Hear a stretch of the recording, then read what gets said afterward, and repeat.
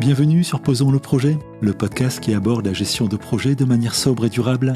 Sur ce podcast, nous abordons toutes les étapes du cycle de vie d'un projet pour rendre la gestion de projet accessible à tous.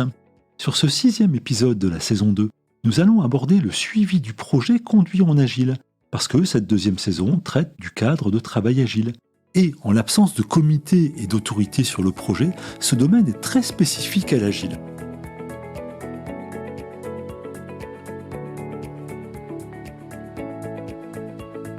Bonjour Stéphanie. Bonjour Christian. Eh bien nous voici sur un 3e épisode de Posons le projet, nouvelle formule, avec un modèle en duo qui semble plutôt bien fonctionner. Merci de répondre à nouveau présente pour cet épisode. Merci à toi pour ton invitation.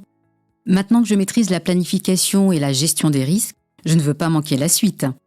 Mais dis-moi, ça ne doit pas être très simple de suivre un projet en agile avec un périmètre qui peut changer à chaque instant. Et puis j'imagine les attentes des parties prenantes qui, légitimement, s'inquiètent parfois, non ? Pas très simple a priori, mais en apparence seulement, parce que le cadre de travail agile a bien évidemment sa proposition pour suivre les projets. Mais ici aussi, l'héritage, la culture, les habitudes ont parfois tendance à rendre ce sujet plus complexe qu'il ne devrait l'être. C'est ainsi que l'on réclame facilement des éléments de suivi qui relèvent d'autres méthodes et qui plus est ne sont pas toujours justifiés. C'est ce dont nous parlions tout à l'heure avec les comités de pilotage et les réunions de présentation ? Oui, entre autres, puisque la notion de copil n'existe pas en agile. Alors pourquoi organiser des copils sur un projet agile ? Peut-être parce que seuls les membres de l'équipe Scrum maîtrisent l'agile.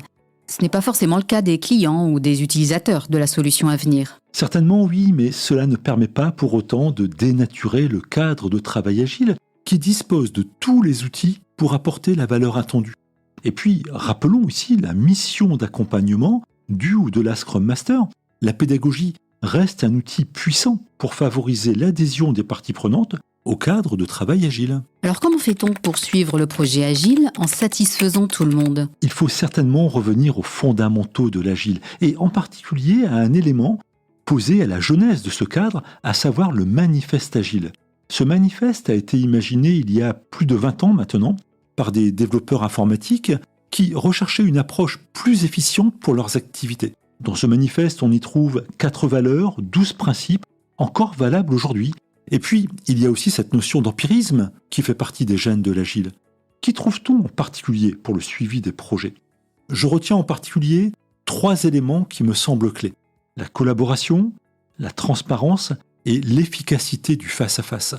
Sur la transparence, il y a d'ailleurs tout un chapitre qui lui est consacré dans le guide définitif Scrum. On y parle d'artefacts de transparence. Et puis, j'ajouterai ma modeste contribution à tout cela en rappelant que nous œuvrons pour une gestion de projet sobre et durable. Et ça veut dire alignement des moyens de suivi aux besoins des parties prenantes et respect du temps des collaborateurs, si j'ai bien compris. Oui, restons sur ces objectifs. Ils sont tellement importants pour la réussite du projet et l'enthousiasme des équipes. Alors, sur les aspects de collaboration et de face-à-face, nous avons déjà vu un ensemble de rituels très intéressants qui participent directement au suivi. Je pense en particulier à la mêlée quotidienne, à la revue de sprint et à la rétrospective. Ce sont 3 événements clés et récurrents sur le projet qui permettent de partager le niveau d'avancement et les éventuelles difficultés rencontrées. Oui, mais avec ces rituels, nous sommes sur une approche orale et ça ne facilite pas le partage avec d'autres personnes qui pourraient aussi être en demande. Si je ne participe pas à ces rituels, comment puis-je avoir de l'information du suivi du projet ? Je te rejoins sur les limites du face-à-face, c'est informel et seuls les participants à ces rituels bénéficient de l'information. C'est là que la notion de transparence apporte un complément précieux au suivi du projet, justement pour partager plus largement les informations nécessaires à la compréhension de l'avancement du projet. Cette transparence est portée par ce que l'on appelle souvent les diffuseurs d'informations.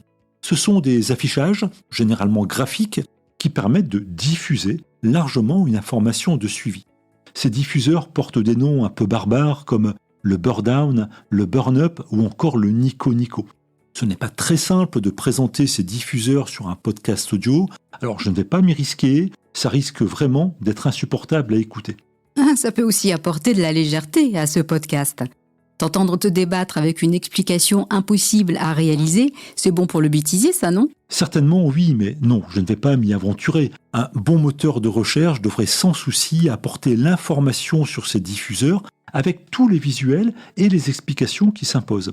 Donc, en synthèse, des rituels qui favorisent le face-à-face, probablement le moyen le plus efficace de partager une information avec une audience bien ciblée, et des diffuseurs d'informations pour soutenir ce partage au-delà de cette audience spécifique, avec l'avantage d'un support qui permet de formaliser et de suivre sur la durée. Alors quelles sont les clés pour réussir le suivi d'un projet en agile? L'alignement est sans aucun doute la pièce maîtresse de ce sujet. Alignement avec l'audience et alignement avec les attentes. 2 questions à se poser en finalité. Qui et quoi? Pour qui je suis amené à transmettre de l'information de suivi et quelles informations attendent-ils sur le suivi du projet? C'est très structurant et cela participe directement à notre objectif de gestion de projet sobre. Et durable aussi, car je suppose que cela permettra d'éviter une dépense d'énergie inutile sur le suivi. Les collaborateurs apprécieront certainement de ne pas avoir à produire des rapports dont l'utilité est parfois discutable. Bien sûr, parce que c'est un retour que j'ai régulièrement sur les projets pour lesquels je suis sollicité. Nous passons beaucoup trop de temps à faire autre chose que développer les produits du projet. Alors l'exercice n'est pas toujours très simple. Identifier les parties prenantes, ça va. Mais faire exprimer les attentes en matière de suivi, ce n'est pas forcément évident. Il faudra certainement du collaboratif, du brainstorming, du gamestorming aussi, pour réussir à collecter ces attentes. J'insiste sur le collaboratif. N'essayez pas d'imposer un modèle de suivi. Soyez force de proposition, conseillez, montrez des exemples, mais restez dans la négociation pour faciliter l'adhésion des personnes concernées. L'expérience montre que cette approche est particulièrement efficace. Il m'arrive d'ailleurs de m'en inspirer sur des projets conduits en cascade lorsque cela fait sens. C'est simple, efficace, et les graphes, au nom barbare apportés tout à l'heure, sont très faciles à lire et à comprendre. J'ai hâte de voir ça. Tu citais tout à l'heure le burn-up, le burn-down et le nico-nico, c'est ça? Oui, il y en a d'autres aussi, comme le diagramme de vélocité, qui est souvent bien apprécié. À moi, la petite formule d'appel à action. Et si nous mettions en application maintenant? Alors, si vous êtes sur un projet en cours, posez-vous la question de l'alignement des éléments de suivi avec les attentes des acteurs. Et en fonction des écarts constatés, ajustez.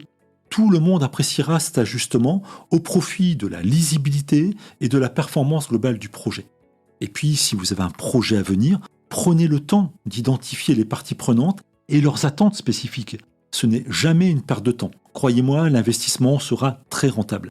Merci Stéphanie pour ta participation à cet épisode. Avec plaisir, Christian.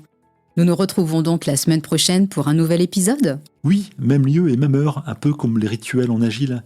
J'espère que ce 6e épisode de Posons le projet saison 2 répond à vos attentes et qu'il vous donne envie de suivre les prochains. Je vous dis donc à bientôt pour le prochain sujet de Posons le projet. Nous y aborderons la gestion des changements, tout un programme.